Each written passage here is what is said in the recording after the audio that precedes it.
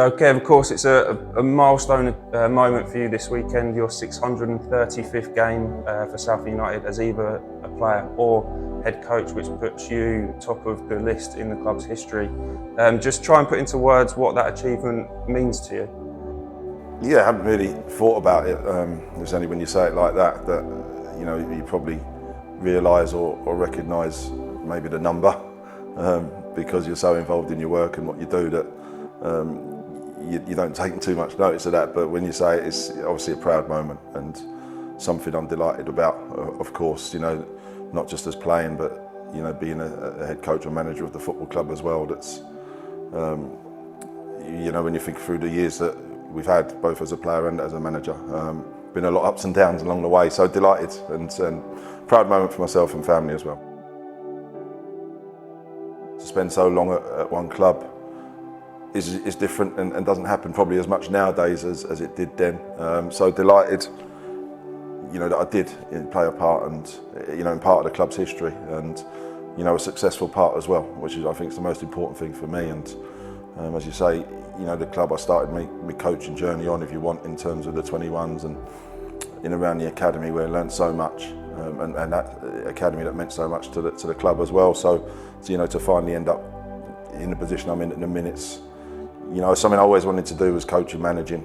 So to do it with Southend's brilliant, and hopefully we've got a lot more to go and a lot more success to come.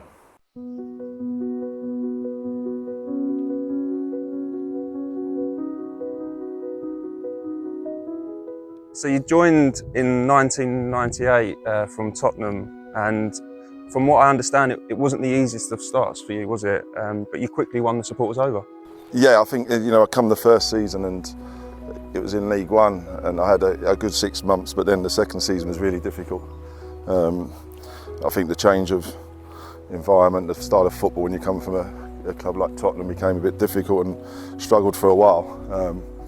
Nearly left actually, but managed to get through that period and come out the other side. And I think that probably happens to a lot of young players that when they come out of big academies and big clubs, that to adjust to the intensity probably of the level and the continuous matches was difficult. But thankfully I came out the other side and not really looked back then. And then what followed was some of the most successful period in the club's history, wasn't it? Looking back to 2005 Cardiff playoff final against Lincoln, followed the year after as well with the back-to-back promotion success, winning the title in League One. Yeah, just look back on those special memories. Yeah, brilliant memories. I think we actually missed out on automatic promotion on the last day at Grimsby, so we had to get over that hurdle. But if you're going to go up, going through the playoffs is a great way to do it. So you still remember Freddie's goal and obviously Juppy's moment as well, which was a great thing, and Nick Alliker's voice on the back of it, which was it's great memories. And as you say, going to League One where people probably expected us to struggle a little bit, to go win the title was an incredible achievement. And I think that's credit to the players that were part of that group. The team spirit we had was so tight, and we had a small squad, but everyone pulled their weight, everyone done their job, and it was a pleasure to come in and work every day. And it's a credit to them. I think it's the playoff finals 20 years now, I think. So your time goes by, but still you've got some great friends and great memories from them times. And we can't not talk about that night here against Manchester United as well, because it probably goes down as one of the most famous victories in our club's history, doesn't it? And not far from here, wasn't it? Like Freddie's free kick, fantastic moment. I mean, obviously a great night, but fantastic memories for you. Yeah, I think that it's not far from here actually, and I think we actually nicked a few yards under from where the free kick should have been. And listen, I think Freddie at the time, what he'd done, and he was the one that had to score the goal. And I think when we got the team news in Man United that Ronaldo's playing, Rooney's playing, I think when you do play those teams and you want them to play, and it was a great night. As I say, Freddie got the goal, but I remember Flavs getting man of the match, and rightly so, because he kept them out on his own at times. But it's all a bit surreal and a bit quick, but it is something that will last in the history, of course, of the football club. It's how sharp the likes of Ronaldo, Rooney were, and how quickly they changed gear in pace when they went. I think that was the biggest tell, I think, from from the night and what you remember, it was in a blur really how quickly it went. But as the longer the game went on and you're going, right, we're getting closer, you know, and you've got to survive one or two moments. But, you know, all great players, you know, and Ronaldo to go on and be one of the greatest ever as well, to say that, you know, you can tell your kids you played against them and beat them as well, which is the nice thing.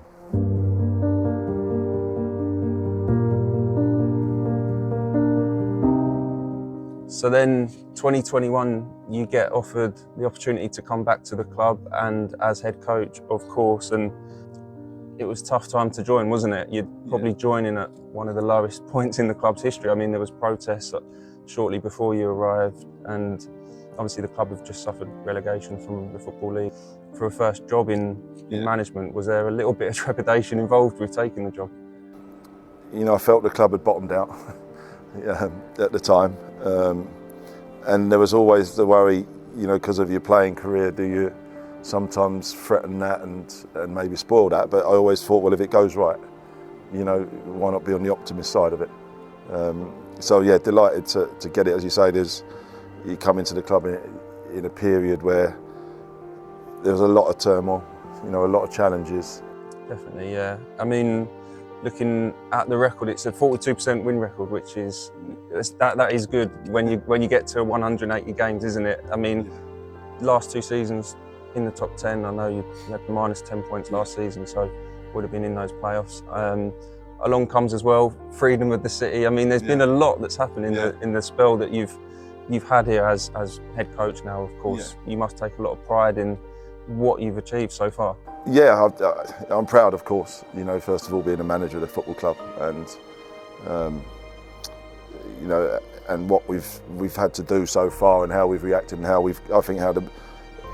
myself and the staff and the players and everyone around the club's, you know, conducted themselves in the last 2 or 3 years. And I've got to say, without the people behind the scenes, then you probably wouldn't have a football club, you know, for what they've done. And when you say, yeah, you know, I'm proud of that 42%, because it's included, I don't know how many embargoes, but there was one that lasted 15 months, you know, so I think it's the quality of the coaching the players get, you know, and a credit to the players as well, I have to say. You know, to keep that record, I don't know where that stands up with other managers in our league or previous managers, but it's something I am proud of, and one that, you know, as a staff we should look at and be pleased with, of course. Focusing on the next couple of months for yourself, I mean, you finally got that testimonial year, which you've had to wait a little bit of time for, but it's finally come around, which is richly deserved. And also on the pitch as well, you know, there's a lot to play for this season, so there's lots of excitement. Absolutely, yeah, and I think, you know, throughout the football club there's a lot to look forward to, you know, and so grateful to the club and you know, everyone connected with it to let me have the testimonial, of course, and I'm looking forward to the events that we got coming up, which will be announced soon, and a lot of news coming out with that. We've had the takeover, which has been brilliant, and that gives us a base to work from, and gives the football club a base to work from. We can look forward, you know, and it's not going to happen overnight. There's so much stuff that, you know, everyone around the club's doing, the consortium are doing, that, you know, it's important that everyone's patient at times, you know, because what we want to do is build the foundations of a football club that lasts a long time, and who knows where that takes us.